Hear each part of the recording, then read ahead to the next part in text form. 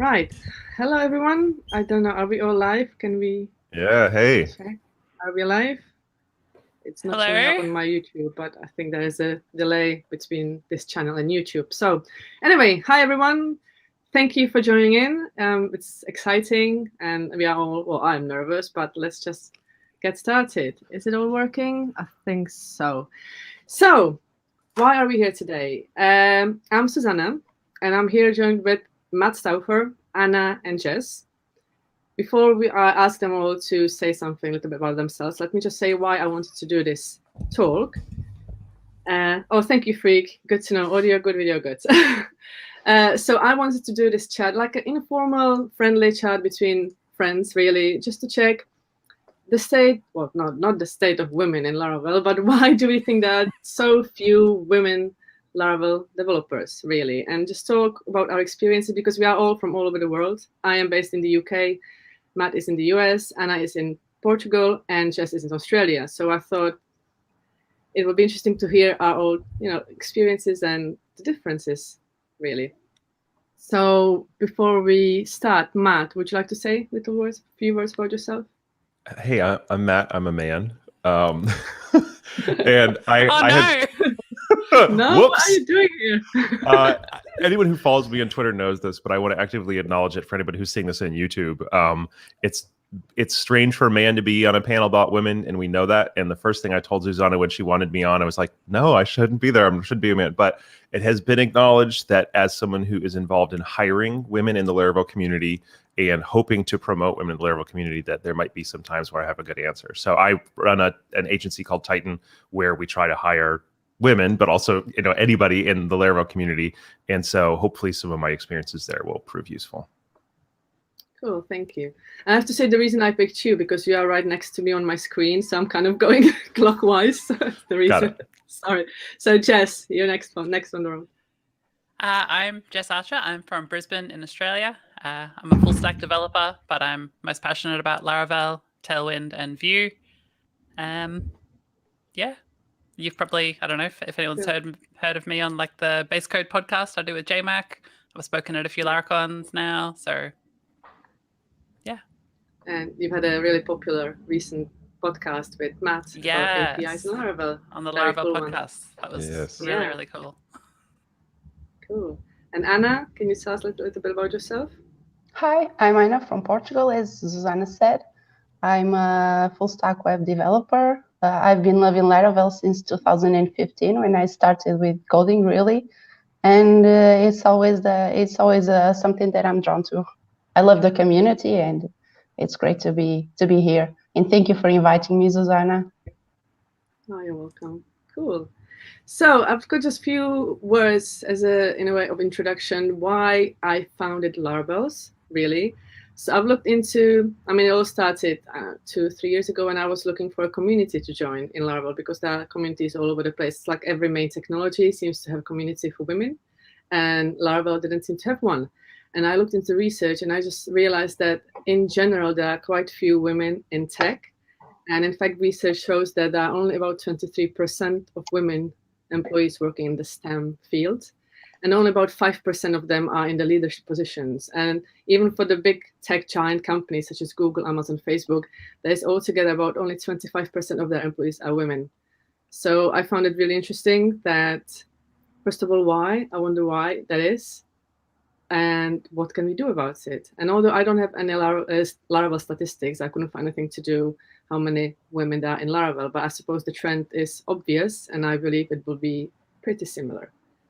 So yes, the Laravel community is really nice, kind, welcoming to all new developers, and really, really good community.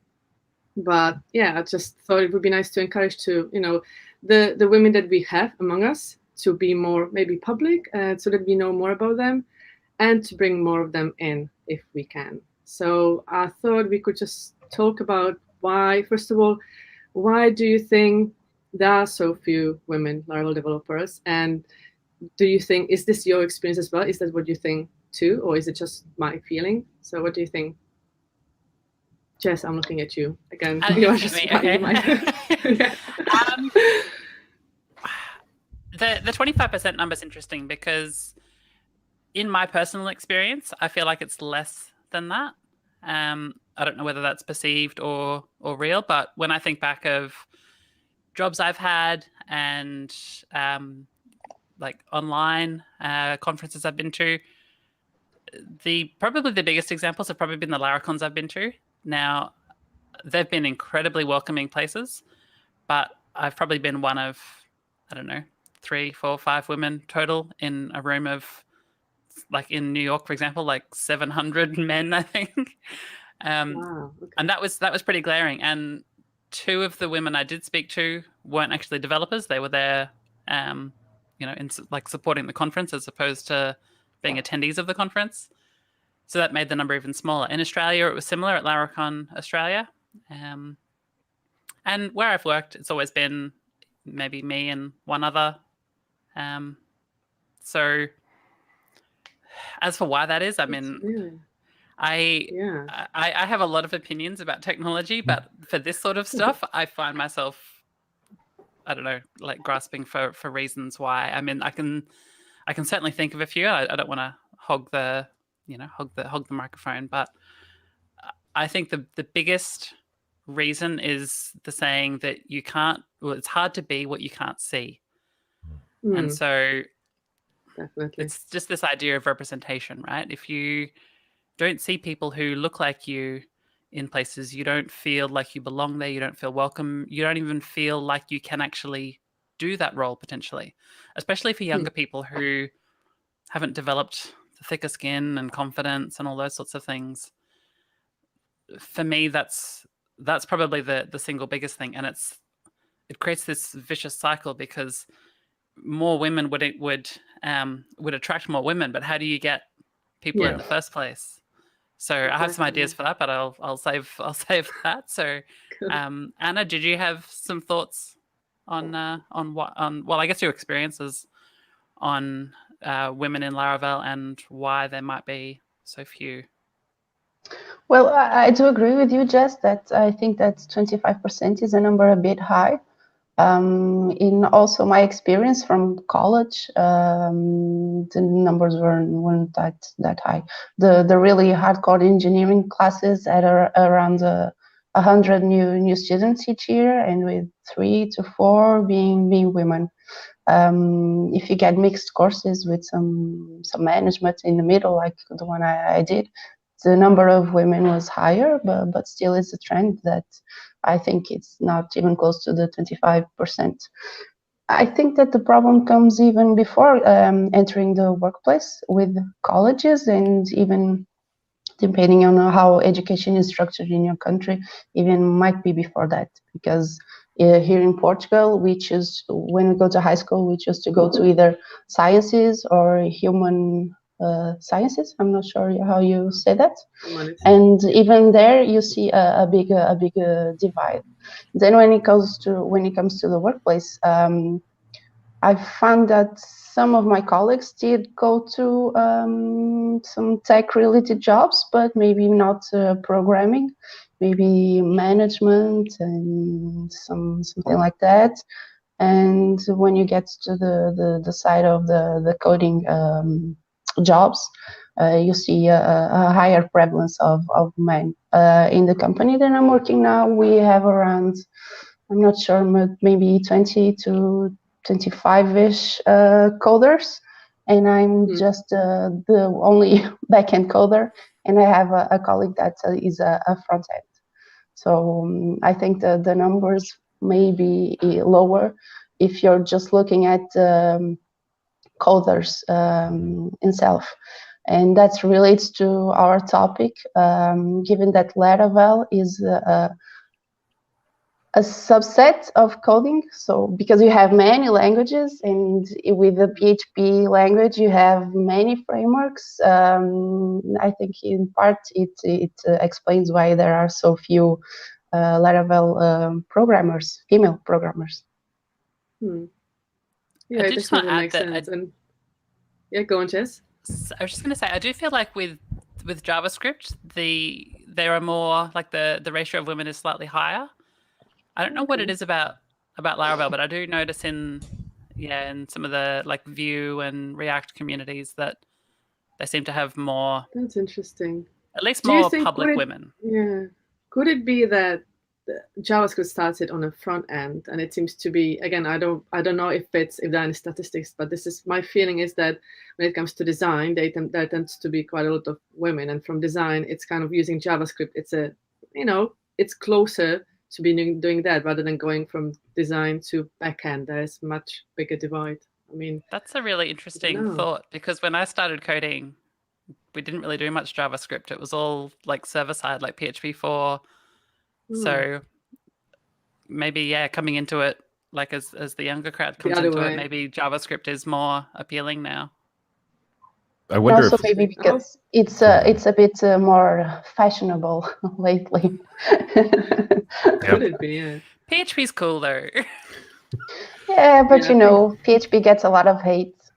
So yeah, I mean, if you were to look at the output of code boot camps and everything like that, if anybody who's studying code in anything other than a traditional computer science program, they're going to be learning JavaScript or maybe Ruby if it's one of the older boot camps. So like if you look at anybody, like let's say we're all trying to make changes in the industry over the last 20 years, all the women who have been educated in all the new spaces that have been created in the last 20 years are primarily going to end up in JavaScript, is my experience, not in PHP. And then whether or not we like PHP, it seems like there's not a lot of people, and the same is true for a lot of the other backend languages. It's because full stack JavaScript is the I forget what you said, Anna, but like the popular way to educate people right now. And so if all these new people who are saying, oh man, you know what, we should change this, are being dumped into the JavaScript ecosystem, that is, I'm sure it's not the only one, but I would bet that's an influence. I was actually thinking that as Jess was speaking, that maybe these new courses, these boot camps that you see, the ones that I see are really focused on JavaScript. Maybe that's one of the reasons. Maybe that's what we need. We need a Laravel boot camp. Yeah.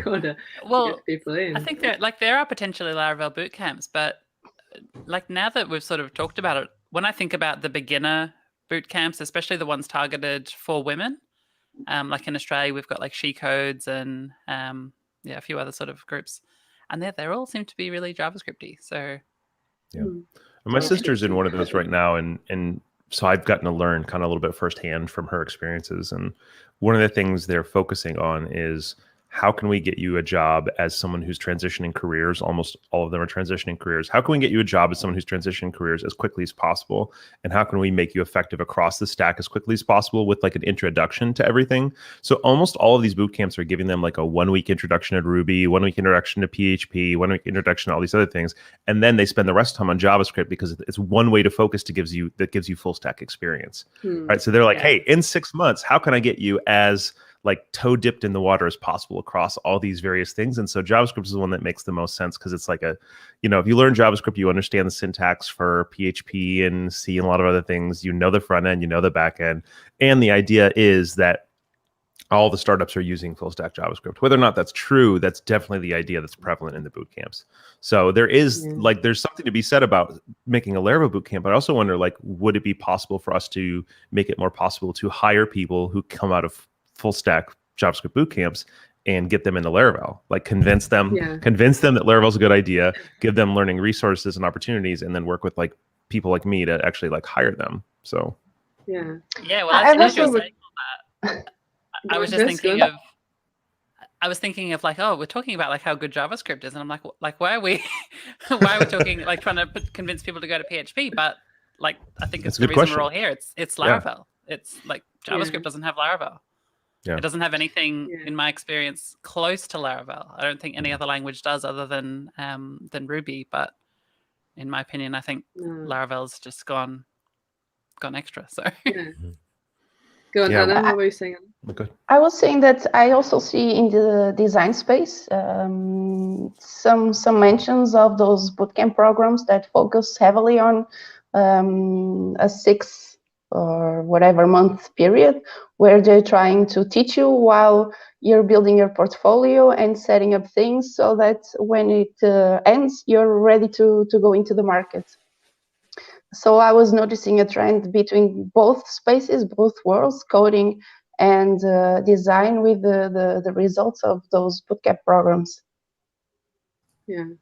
It's really, and I think what Jess said about people, like not seeing enough people that are like you, whether it's like women or young or old. If we don't see people like that out there, you might not think it's for you because you haven't thought about it. Like, it's not that you were told it's not for you. It's just it hasn't crossed your mind. Like for me and development, I didn't see many Muslims there covered. I still don't see many, and it wouldn't stop me, but it did made me stop and think, like, will I even be able to make it? I mean, what will people give me a chance?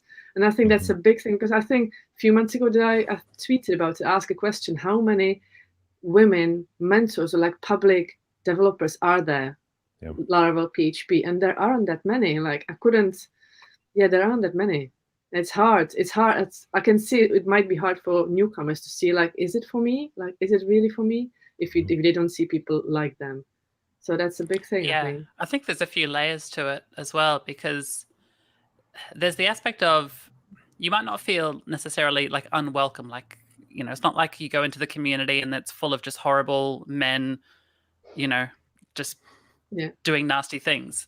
So there's like at the most sort of, and probably the most prevalent level, it's more just the representation, just not seeing people like you, as opposed to any, anything deliberate done by anyone in the communities. And I'm definitely seeing a lot more people these days. They're wanting to encourage more diversity. They're seeing the value of diversity and what that brings. Having different people's experiences working together creates just much richer outcomes for the products you're building, for the people involved. It's just, and people are really starting to see that and wanting to hire more, more women, more people of color, all sorts of different minority groups. But a lot of them are struggling because there aren't people looking for work in those communities yet. So there does seem to slowly start to be becoming a demand for it, but I can see it might be hard to, but companies might want to be more diverse, but where do they look for people? So I think that might come my question for you, Matt. Like, how do you make sure that Titan hires? Like, how do you look for people, or how do you invite women to apply? How do you do it? What are the practical steps people can do? Starts a lot before the hiring. That's one of the key things. So like, we do everything in our power. I wish I had just made a list. We do everything in our power to create an environment in which a woman who applies would understand during the hiring process and then during working there, that working there is a positive experience. Because first of all, we want to do that. And second of all, that means it's most likely that she'll be telling other women who will say, oh, she's a woman working at Titan, I'm going to ask her about her experiences there. She's going to tell them there. So I think like one of the worst things that happens is that someone hires their first woman, person of color, LGBTQ, or whatever else, and then that person feels miserable. They don't feel understood. They feel the burden of proving their, like, the value of their difference, like, every single day. And again, this is more for y'all to speak, but just as having spoken to women who are the sole woman, this is what I hear the most. And so for me, it's like, how do I ensure that the people we have two white dudes, like middle, we're around the same age, we're middle class, we're college educated white dudes running a company. We are not going to be the ideal people to like create a culture that is definitively, flexible for other people without intentionally going out of our way and saying, in what ways is our white dudeness shaping this? And in what ways can we make it good for other people? And so it's a very intentional decision to shape the culture of your company. So that's one. The second thing is, I'm pretty sure the vast majority of women who work at Titan were through relationships, and they're not all relationships that I did. They're relationships other people did, but we are actively doing work long before the hiring process to like get connected with women, to provide mentorship opportunities for women who are up and coming, to create roles that maybe might not be fillable because there's only so many senior Laravel women, but there's a lot more women who are interested in learning Laravel. So creating roles intentionally with the space of allowing folks to come in there, and also fostering and encouraging communities that encourage or public leaders that are giving that public space, right? Like if I can give a voice, using my platform to women, that means more women see women, there. So it's like, there's so many things you can be doing to do it, but it's work. And it's not something where you get to say, hey, you know what I'm going to do is I'm going to let any woman who applies to my job apply to my job. Why are no women applying to my job? right? There's so many more pieces about changing your company, changing the culture where you are, also going out and intentionally developing relationships. And like things like OnRamp. For me, the whole point of building OnRamp was so that I could try and convince people coming out of JavaScript boot camps to consider Laravel. And so like, I'm trying to answer the question there of, for example, why should I do that? Like my sister's like, well, I went to that and it's cool, but why? And I was like, oh, so I'm going to put a Larajobs thing to show on the side of it to show how many jobs there are, right? So it's like being permanently invested in that question, not casually invested every time you put up a job listing and wonder why more women don't apply. Yeah. And I think the interesting thing you mentioned is like some people, the company might hire a woman or LGBTQT, anyone diverse background, but then that person might feel, okay, now what? So my question, I suppose, is: have you ever felt like you've been given a chance, a job, or like you've been asked to speak at a conference because you were a woman, or because you were the expert, or have you ever felt like you were maybe chosen for the wrong reasons? Jess? It's always on my mind, whether or not it's real or not. It's hard to not think about that, especially when you see like who else has been kind of invited. It's like, oh, am I supposed to be here? And to what Matt was saying before, there's from what he's learned from other women, there is this pressure that you're not just representing yourself, you're representing like your minority because you're the only one there. So there's just this much more immense pressure. I've never been in that position, but as Matt was speaking, I was reminded of an interview I had where I was asked if I was used to being in a male-dominated space. Not quite like that, because the interview was in Portuguese and I'm not sure how to translate it, but it was something around that, which I found it odd, because why would why would a male space would be different than a female space? Why should I mind, given that I've been to university in a science degree, which is loaded with guys? I've had some weird questions thrown at me during that time. It was just mind-boggling that they had somewhat of a courage to ask me in those terms. And it's really important when you're asking specifically a woman to give a conference talk, like you were mentioning, Susanna. Are you doing it because you want to meet a quota, or is that opinion valuable to you?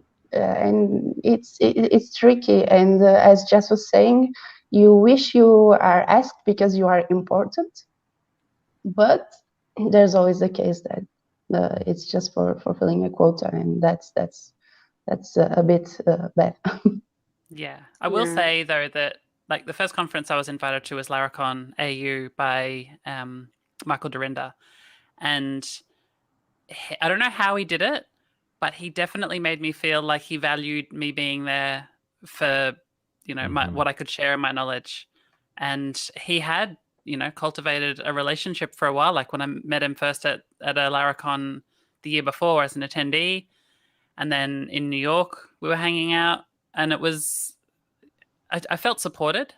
I felt like he was going to help me work out ideas. And like the first idea I came up with, he was like, oh, maybe we can change that a little bit, because he didn't just accept the first thing I gave, because he clearly cared about me, giving like the best topic that I could, the same as he would with anyone else, as opposed to, oh yes, got a woman, tick the quota box. So I will say that all the experiences I've had, the people have been really good, but there is always that thing on the back of the mind though of Oh, definitely. I think that'll always be like that though, until things are more equal, I guess. Yeah, I always, every time I ask, I do. And like, I've personally not had any negative experience in the industry. Like like you said just earlier, that when you go to a room full of men, it doesn't mean they don't have to, they can be nice, man. The Laravel community is so nice and kind. Like, I have nothing bad to say about it, but I'm different. Like I do stand out, and it kind of, it's just, the same with whether I belong. It's always at the back of my mind. Have I been asked because of who I am and what I can do, or because I tick a box or multiple boxes? So it's always at the back of my mind, I have to say. I think that's what we just mentioned. That's interesting because, like, when I first announced I wanted to found Larabelles, I think most of us read the comments that some people were not happy about it. So, and they didn't understand why women needed a community. Why? Like, why was I separating a perfectly fine Laravel community? Why? And I personally can understand why not. What do you think about it? It's like they thought something was being taken away from them or something, but it's not. It was it's adding. It's not like the Larabelles are no longer part of the main Laravel community. I think there's a question to think about in regards to what you're saying. If you had opened a community for the people in your city, would the response be the same? Because it's practically just the same thing, but instead of being a group of people in a city that code with Laravel, it's a group of people that worldwide code with Laravel and are women. It's not fractioning, it's just creating a smaller, more powerful, let's say, interaction. Yeah, I mean, that was the whole point. Why? I mean, I meant to unite the community. I meant to bring more women in, and the women that are already there to feel comfortable to maybe be more public about their work, or go and give a talk at a conference. Like, that was my the whole point. So that's why I was quite surprised when I heard those comments when people were like, "Why do you need a community? Like, why? What's wrong with the one we have?" So it was interesting. Yeah. And like I do understand, like, some people, they think, oh, does that mean I can go create like a men's Laravel community? And then they'll be like, well, that's not going to be taken well. And they're right, it wouldn't be taken very well. And I think that comes down to the point of equality versus equity. And I think Matt has a really good explanation for the difference that's probably going to be better than mine. But the idea is that equality is treating everybody exactly the same, but equity is actually giving the disadvantaged or underrepresented, or just people that don't actually have, like, they're not on the same footing in the first place, giving them the boost they need so that we're all now on the same playing field, right? Like, can you make that more eloquent, Matt? I think that was great. I mean, if there's anything different, it might be if you recognize that people have different kind of, like, they've started with different opportunities, and they've started with different preferences or whatever, and we want them all to have the same outcome. Then, or at least the possibilities to have the same outcome, then you might need to give them different things. And some people say, well, are we now going to say if somebody's not going to work hard, blah, blah, blah. So it's not actually defining the same outcome. It's more like the same potential and opportunity. And I hope you guys don't mind. Y'all don't mind. There's a really important note to me, which is that I think a lot of people will point to folks like y'all, and say, well, look at what they've done, right? Look at what, we've got Samantha Geitz, and we've got these other, like, prominent women in the Laravel community. And I don't want to say that y'all or she are exceptional, because I think that's a little bit too much. But I think that every woman I know in the Laravel community, especially most of those who work at Titan, have had to, like, make it through a lot of things and work really hard and develop a tough skin. And, you're like a success story. And someone's like, well, look at those success stories. And this is about women. This is about people of color. This is about whatever else. What I would love is for a woman, and this is going to sound terrible, but hear me out, who is as mediocre as the mediocre man who has the capability to do really well in the Laravel community or anywhere else, to succeed just as much as that mediocre man. And so to be able to see that, like, exceptional, amazing, leading, willing to put themselves in uncomfortable situations and challenge things and teach whatever women can succeed, that's cool. But, like, one of the things we're talking about with this equality versus equity thing is the goal with equality versus equity is to get to the point where a mediocre woman has the same opportunity as a mediocre man. And I'm not trying to say that any woman or man are mediocre, but that's kind of the idea there. That's kind of the goal. So it's not the same outcomes, because a lot of the criticisms that Susanna received are like, well, maybe women just don't want to be in tech as much, which I think is bull, but I'll let y'all answer that one better. The goal is for the opportunity to be the same. And sometimes it takes more effort towards one group in a different way than it does towards another group in order for the opportunity to be the same. Yeah, actually, that brings me to one question. Do you, maybe not you, Matt, but us as women, do you other ladies, did you ever feel like you have to work extra hard to prove yourself? that you belong or that you deserve the job. Do you ever felt like that, Anna? What do you Yeah, I think? mean, I think it. Oh, sorry. Okay. Maybe not directly, but I'm not sure if this is. I've read about also imposter syndrome. I'm not sure if there's something that applies especially to women, but it's something that I've struggled with and that I do struggle with. I think that could be a bit of a hard thing to go through and to overcome, and because I don't think that maybe relating to the stereotype that a coder is a man and guys are great at coding and it comes natural to them, you're always thinking that, boy, I'm not sure how to do this. Maybe my guy friends are better at it and they're doing great than me, and I just suck at doing this. I'm just not sure if that's a personal experience or it's more generally speaking related to a bit of a woman in tech. What do you say about it, Jess? Well, I mean, I think everybody probably experiences imposter syndrome to some degree, but I do think that, as I was saying before, that the extra pressure when you feel like you're representing like an entire group as opposed to just yourself, that weighs on top of that. There was something else I wanted to mention as well that I've forgotten now, so I'll come back to it if I remember. But it's interesting what you mentioned, what you said, Anna, about imposter syndrome, because I sometimes don't know whether what I'm feeling is valid or whether it's just the voice in my head telling me, just you're not good enough. So it's really hard to know whether I'm putting the pressure on myself or whether the pressure is being put on me. You know what I mean? Like I still haven't figured it out. I'm trying to shut the voice up, just like go away. But it's really hard because it's so hard to know what is what. Yeah, I don't know. I've heard, and in my experience, this resonates with me, that women are generally more judgmental of their capabilities, so less confident or less overconfident, I should say, probably maybe more realistic. Like especially in interviews, they're not going to overstate what they can do. They tend to be much more, maybe even understate what they can do, and don't potentially do themselves favors in that regard. Yeah.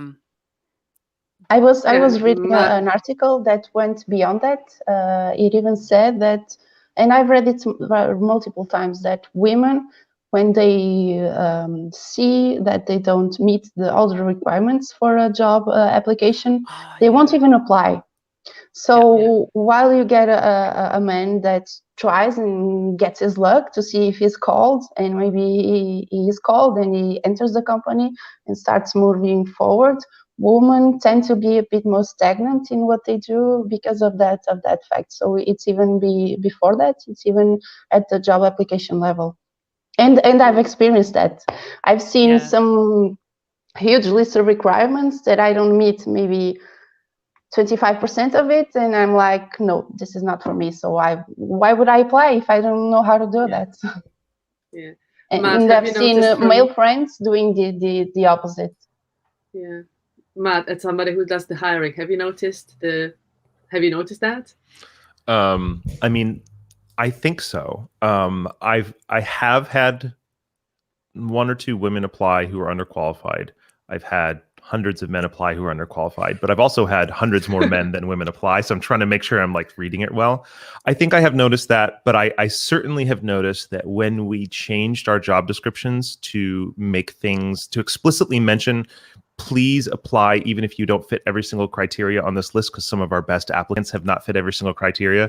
I did notice that made a shift. And we also had women specifically call that line out as giving them freedom to apply when they wouldn't have normally. So yes, there's definitely been a difference. There have been a lot more men who applied who weren't qualified, but it's hard for me to say 100% how that compares because there's also been a lot more men who qualify. The women who work at Titan, as like, some of them came in as fully formed lead programmers, and so this is less the case for them. And some of them came in as more junior folks, and that imposter syndrome has certainly affected them more because they're more surrounded by this.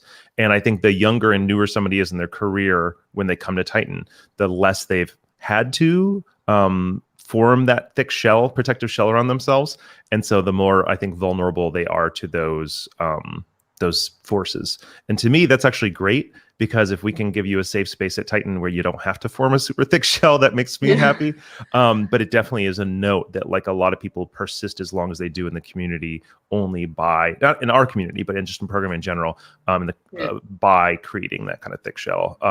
So, and I think one of the things that happens with that thick shell is just being 150% certain that you're ready for that thing. And I did want to just add a quick note that Titan's 20% Time podcast, Centauria Melton, who's one of our programmers, did a episode about imposter syndrome.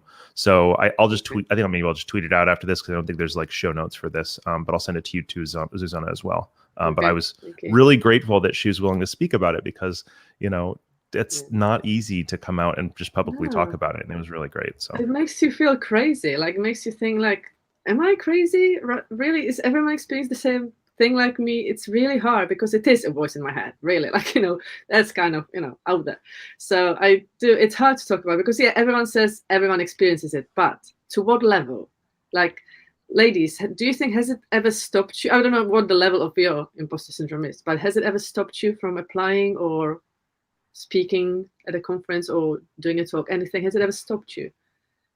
Anna, you are nodding. I've never even thought of speaking in a conference, because honestly, what do I know that can add value to someone else? I know it ties a bit with imposter, but I think that there are so many people that are way more knowledgeable than me, and that we all can learn with.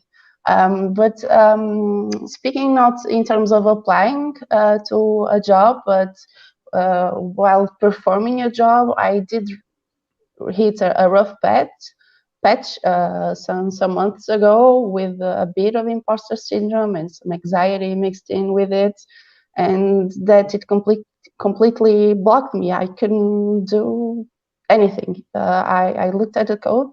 Unfortunately, that was the second time it happened to me. I looked at the code and I read it. I didn't understand it. I didn't know how to move forward. I was just blocked, thinking that my colleagues were way better than me and that I should have moved along by now. And it at its worst, it can really stop you and completely block everything that you're trying to do and think. So at its worst, it can be really bad. Yeah. I mean, I don't know about you, Jess, but I experienced this quite a lot. Like you said, when you throw in the anxiety and then you see, like, so you have a problem and you can't get past it. And then you think, okay, I suck and I shouldn't even be doing it. What am I doing? And then you see everyone else is doing so great and everyone, it's so, when it gets so overwhelming, it's really hard to just forget it and move on. I don't know. You just have to persevere and keep trying. But at that moment, it's really hard. But what you said about the conference, like you don't feel like you've got anything to add value to, I think that's what we said earlier. First of all, this is typical imposter syndrome telling you that's not true. And second of all, I don't think we should. Even. Me too. Like, what am I even doing? Come on. But really, even with conferences, I don't think all talks should be advanced, because again, what is the message that we are sending to people? That you have to be really an expert at something to give a talk. And then all the other people and women who feel like they don't have anything to share, they will not even try. And plus, I think having like talk at a high overview or something, or not that advanced, it would definitely be beneficial, because not everyone watching those talks is an expert. And like a lot of talks that I watch on Laracons or online and all, I watch it and I say, okay, I'm not there yet. I'll have to come back to it like in a few months' time, because right now I still have to learn this, that, and that. So I watch it, but I don't get all the value because I don't know half of the things they're talking about. So I think having talks that are not at the expert level would be definitely beneficial, like to bring more women, more people in to give their first talk. I think that could potentially be a big like reason why people don't, because you just said, and I feel the same way, and possibly Jess. I don't know about Matt. So it's, go ahead, Jess. I was just going to say, I have this feeling that always happens, that as soon as I learn something new, I assume that everybody else in the entire world already knew it, and I'm the last person to find it out. So I'm like, well, why would I teach this to anybody? Because I'm the last one that knows it. And it's never the case. And I know that intellectually, but it never feels like that. And so anytime I'm invited for a conference tour, anything like that, it's like I'm like, I just use this stuff. I'm not creating amazing things. So I was watching a movie last night. It's a 22-minute short movie called The Heartland. I'll share it on Twitter as well. And it seems totally disconnected from this, but it's a movie about growing up Black in Milwaukee, which is a city in the U.S. that doesn't have a really great history of treating its Black residents well. And so one of the things I really appreciated one of the interviewees sharing there was she said, it feels like none of us ever get the chance just to be an individual. We always have to be like one of the Black kids. And so she was talking about a little bit of a different thing, but it did really kind of bring to my mind here this idea that like, I don't necessarily think, and I want to hear from y'all, I would love to hear from y'all if this is wrong, that you're saying, I am a woman, therefore I don't know these things. It's more like I individually don't know these things. But I do note that like people who are in any majority, whether it's an ethnic majority or a gendered majority or whatever else, religious majority, we often have the opportunity to be purely individual in our perception of ourselves and our experience of the world. And folks who aren't, even if they're not cognizant of it in that moment, they're receiving messages about like their membership in that status that contributes to their idea of themselves. And so I think like for me, for example, I have imposter syndrome, but it's influenced entirely by myself as an individual. And there's no outside messages that I've been receiving subliminally in my entire life. Well, there's no other women on that stage. Well, there's, women aren't traditionally people who have this tech stuff or whatever else it is. I haven't seen opportunities to see people of my gender or my religion or whatever else constantly be berated when they do try to speak, and then people jump out. So like there's, even if it's not at the forefront of my mind or y'all's minds, I think that there's a lot of forces that contribute towards your imposter syndrome. So it's totally true. Everybody can have, not everybody has it, but everyone can have imposter syndrome. But I think mine is purely individual, right? Whereas I think it doesn't have all those other systemic forces saying, hey, no, you're really an imposter. Why would you presume? Why would you deign to put yourself up there? So I do think it's very clear to me that y'all experience it at a different level, both because of individual conversations I've had with people, also how I've seen those systemic things. But I will, Susanna, I'm going to put you a little bit on the hot seat. A large amount of my interactions with Susanna have been telling her about how great she is, and her being like, nah, not really. And, and I don't think that anybody in our community would look at Susanna and not recognize like how much amazing stuff she's done. Like she's freaking great.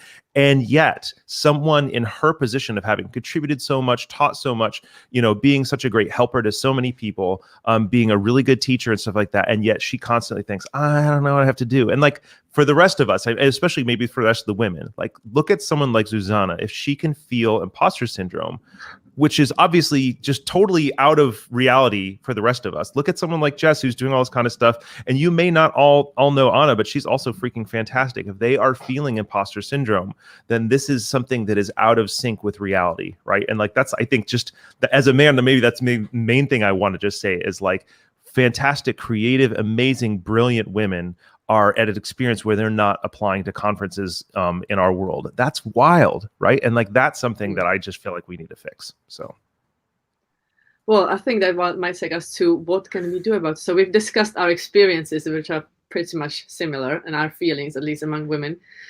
So what can we do about it? I mean, when I started Larabelles, I'm kind of figuring it out as I go along, because I don't know what I'm doing. I'm just trying my best. So what I'm already doing via the newsletter, eventually the website, is that I'm trying to feature women so that people know about us. So people know that there are so many women. And so far, I've got enough people to feature for the next 6 months. So there is plenty of us. So it's happening. But what else can we do? I mean, promote women. What else can I or can Larabelles do to make the situation better? And I feel because nobody knows. Well, the stuff you've already done, I mean, just to call that out, I already feel, in the last couple of months, an entire shift. And I recognize that I am in a little bit of a vacuum because, I follow Larabelle's Twitter. So I'm I'm seeing all this stuff now, but that helps. That's really important. I feel like things are already shifting. So I just wanted to call that out as being great. Thank you. I'd like to add that, as I was saying earlier, this is a problem that stems from the formative years. So I don't think that right now with our project we can make a really big of an impact on that. But speaking to the Laravel community, I think that the steps that have been given to give voice to women in Laravel and supporting them through features and through maybe a mentorship or buddy system that we've been kind of discussing. It's a great step to help people feel welcomed and more supported, and first steps, right? Yeah, exactly. I feel like currently I'm kind of featuring women who are already developers, Laravel developers, and we need to kind of expand to welcome people who aren't. And I think talking back about, going back to the boot camps, not even boot camps, but there are plenty of women in the WordPress, like WordPress developers. There are plenty of women because WordPress is such a huge variety of jobs you can do. You can be as technical as you want or as little as you want. You can do design, you can do all sorts of things, and you can still be WordPress developers. So there are plenty of women there.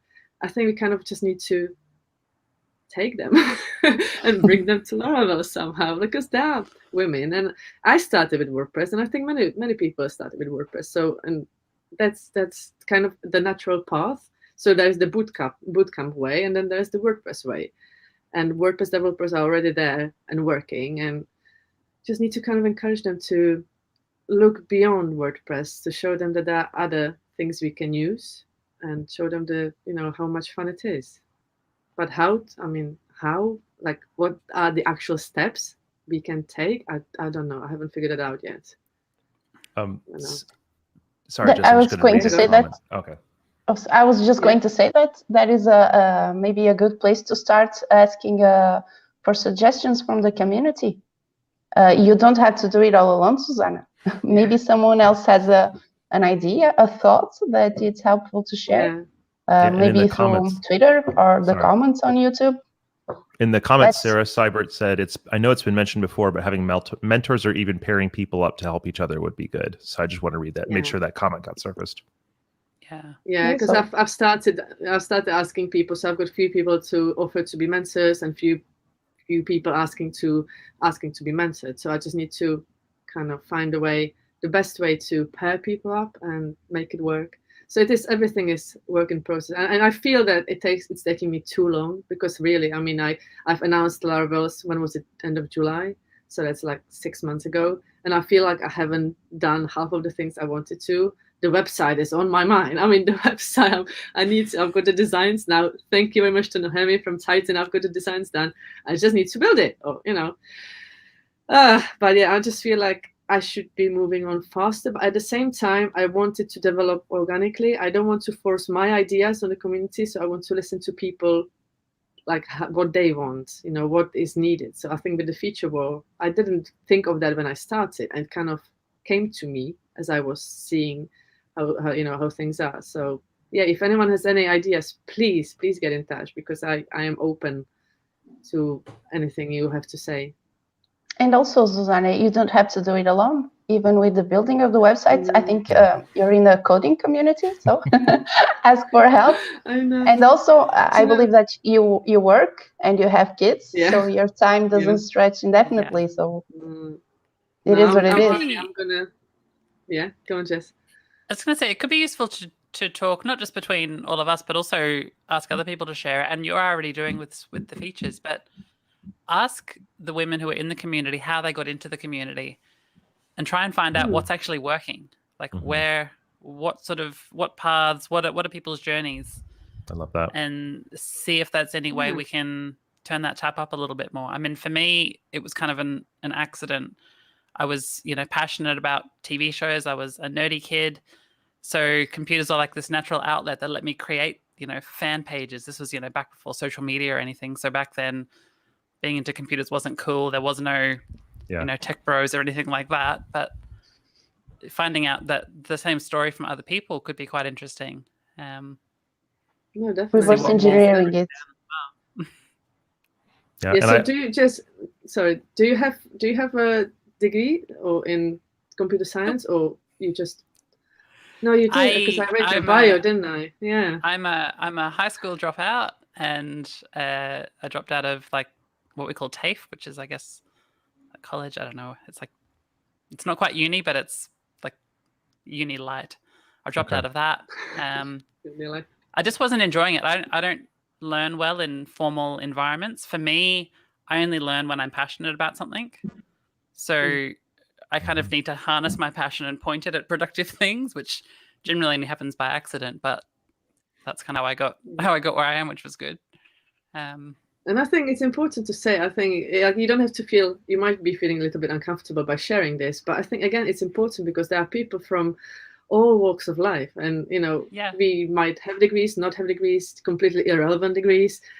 It doesn't matter, because like how I got into tech, it's nothing to do with my education either. I mean, I was just mom. I had just my third and last baby, and I was like, I cannot possibly go to a 9-to-5 job with 3 kids. I just can't do it. So that's how I actually sat down and I Googled things you can do from home, and that's how I became a web developer. Luckily, I like it. I mean, imagine if I didn't like it.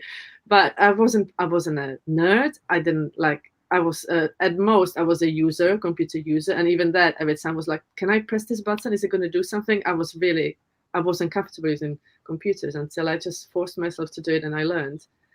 But yeah, I think people need to hear these stories. They need to know that you don't have to have some sort of background to make it. You can make it from wherever you are currently. You can just make it work. How did you get into tech, Anna? Since I was a kid, I always found it funny to learn and see how things are done.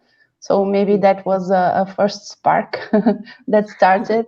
And then when I went to high school, I went to sciences. And when going to the university, the only thing that I knew that I liked and that I could apply to was computer, some sort of a computer degree.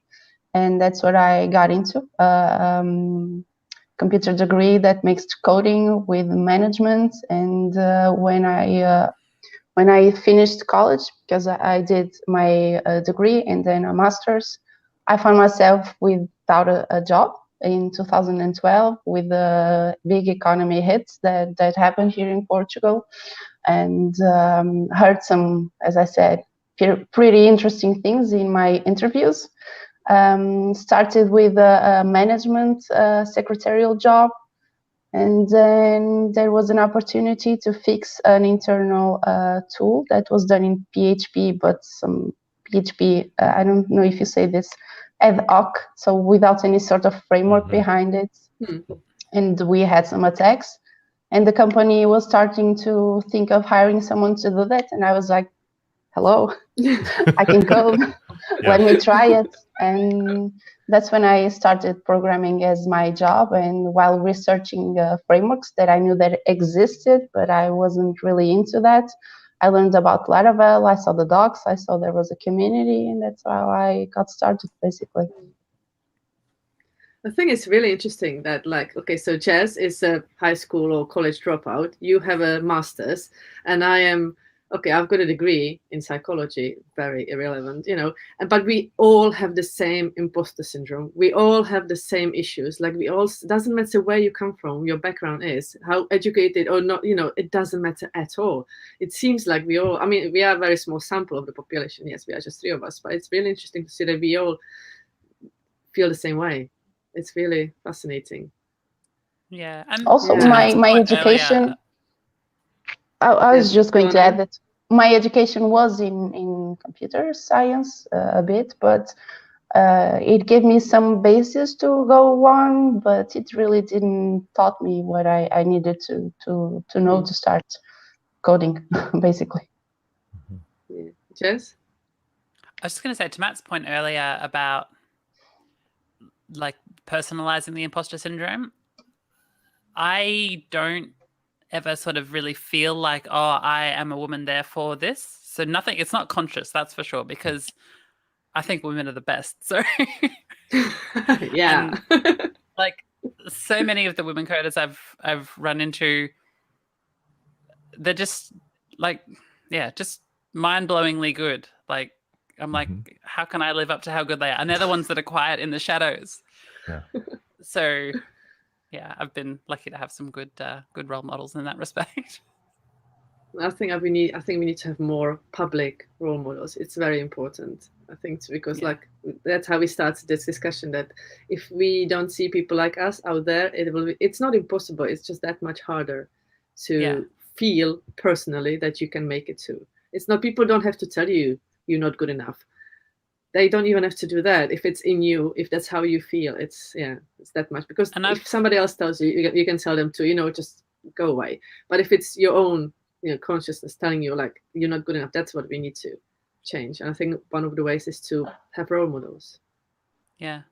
And for me, having people reach out, having people take a chance on me, like I was saying with Michael Dorinda earlier, sort of just making friends with me. And the same with Jason McCreary. Like I bought his book and we got chatting over, email on that. And, after a while, he's like, hey, I want to start a podcast. And I'm like, what, with me? But you're J-Mac.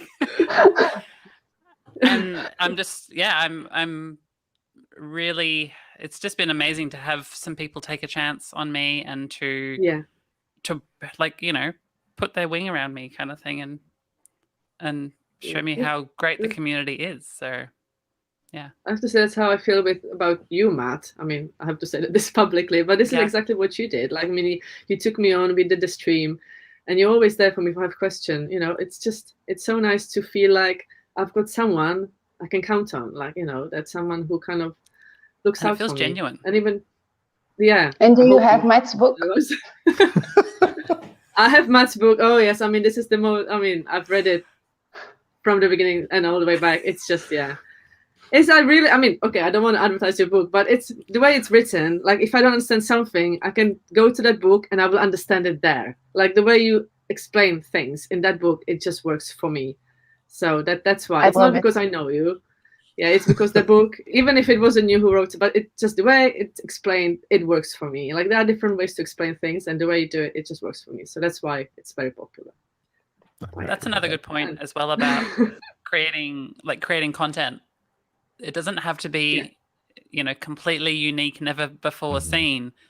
Having things explained in different ways by different people works better for different people. Or some people just, they take a little bit on each time and they have the aha moment on the third time they're exposed to something. So if you're thinking of creating content, don't think, just because, Jeffrey Way has an amazing thing on Laracast that it's completely off limits for anyone to touch. Like, I would definitely also invite like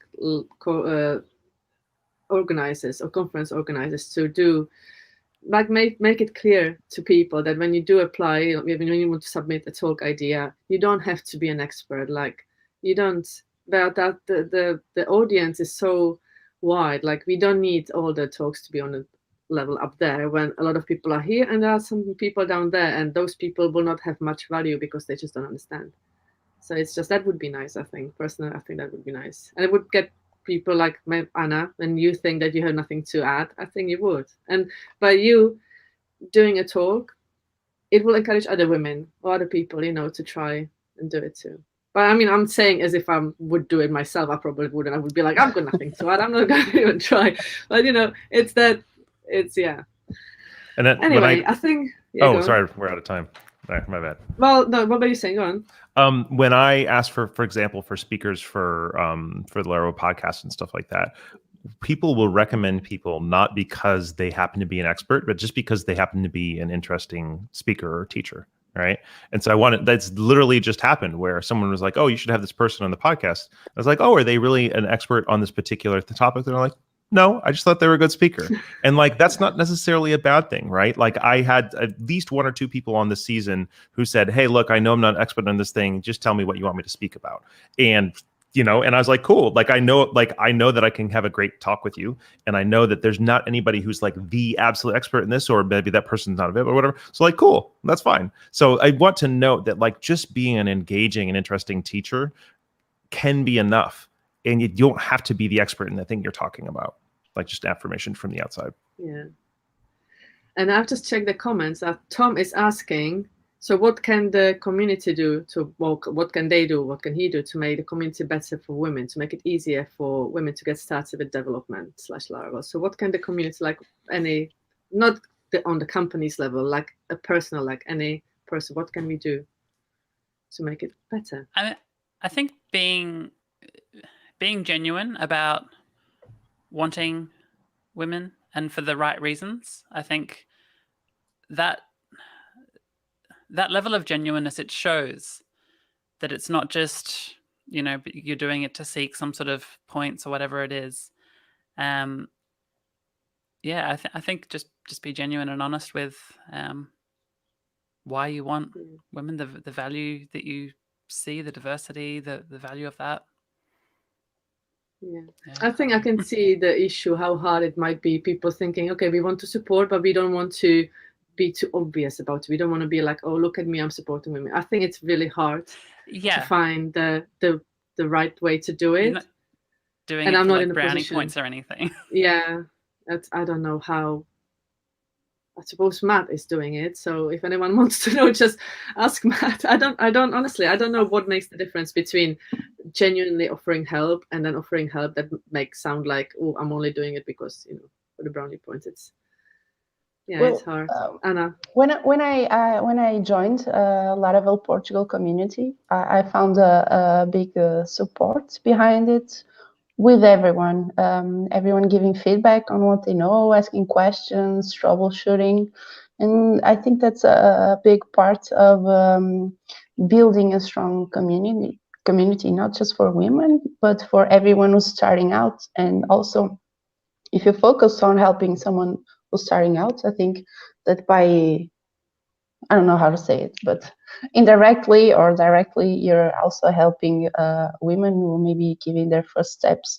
So I think that everyone recognizes that this is a strong topic, a complicated topic, that there is not one big unique solution for the problem, but maybe if you start to hear some feedback here on how to maybe do a bit of a small step, and then someone gives another suggestion, and slowly you start starting to build up on things. So taking the first steps here, asking for feedback for the community on how to do things, and then building up on that. So small steps to get a bigger objective. Yeah. And encouraging the women who are in the community to, keep going, to stay. Be a bit more, and be a bit more public, like if they feel comfortable. But I don't know about the other local communities. I personally only know Laravel Portugal, and it's really welcoming. And I've been asked to be in their podcast twice, live podcast twice. And I've never once felt that it was just for meeting a quota. I think that the guys are really, really cool there. The guys and girls. I think it's just only two of us, but now it's just mainly me, unfortunately. But I've always felt very welcomed and not helped just because I'm a woman, but because that's what we do there. I don't know if you participate in other communities, Susanna or Jess, for Laravel, and what's it like there? These days it's only Laravel and only Twitter, to be honest, because I don't, even before the pandemic, all the conferences are in London. There's nothing locally, so it would be like quite a big thing to go and travel or meet up. So I used to go to WordPress meetup, and so that was nice. But the reason it was nice, it was full of friendly people, and there were quite a few women because there were designers and people who do marketing, so it was a big variety of why people would come to the meetup. And like I said, I personally never had a negative experience, so I'm grateful for that. But and the thing is, what to do to make it different, the community in general. It's not something that will happen from one day to another. It's a progress. Like I think, and I hope Larabelles will contribute to this, that we kind of, once we raise the issue, and I think going back to the initial tweet about me founding Larabelles, obviously some people didn't even know there was an issue. So by doing that, like raising awareness and promoting women, I think we're already making the difference. So as long as like the community just keeps doing what they've been doing for the past 6 months, I think we're going in the right direction, I believe. And like all these companies that tag me now saying that we're looking for a new developer, we'd like to, hire somebody from Larabelles. I Yeah. mean, that's amazing. And that's already shows that something's changing. So it's amazing, yeah. Well, thank I you, have to leave everyone. early. Sorry, I have to go grab my Yeah. kids for school. So I'll see y'all later. Sorry. Thank you, Thank you Matt. for Bye. doing this, Susanna. Thank you you. so much. Bye. Well, we're about to finish as well. I just wanted to say before we go, so we are usually running quite a few giveaways, and we've got a new giveaway that started yesterday by Haz from Twitter. Sorry, Haz, I don't know your full name, but he's giving away 2 Ray licenses to Larabelles, to members of the Larabelles community. So all you need to do is tweet, like, reply, and I don't even know if there is a deadline on this giveaway. I have to check with him, and I'll let you know. I will also include it in the newsletter, which will hopefully go out next week.